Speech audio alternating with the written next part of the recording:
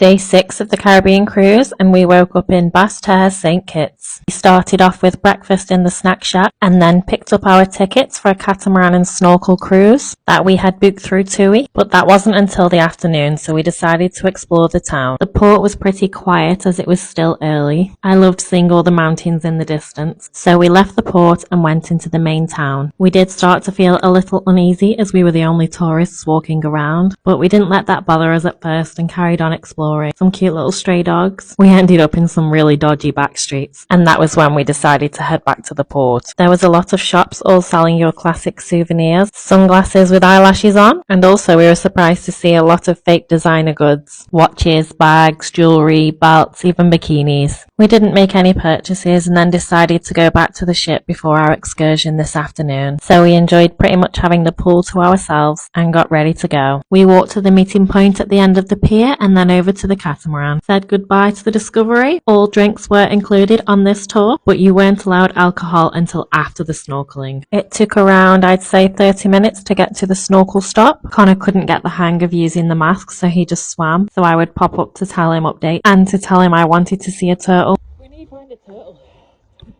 And out of the whole sea, this guy decided to swim under me. Why? The sea's big enough to go round me, pal. Anyway, back to business. I carried on stalking the fish, hoping to see a turtle, but it wasn't looking very likely. Then the staff decided to feed the fish, and I was quite close, but then I started to get really nervous. I never even used to swim in the sea, so this is a big deal for me, and I actually got really confident with it. But I think my motivation was hopefully seeing turtles, which I was unsuccessful at finding, so got back on board and treated myself to a rum punch. And I see why you weren't allowed them before snorkeling, because they were very strong. Here's a little shipwreck and me living my best Moana life. After a few drinks, everyone soon came out of their shell,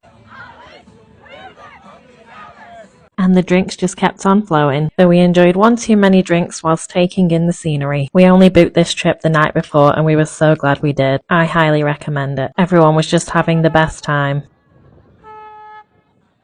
And once we were back at the port, someone literally chucked a monkey at me. And I know it's unethical, but I didn't pay him. I even told him before he came over to me that I had no money. It was Indian night in the buffet, ready to wake up in Guadeloupe tomorrow.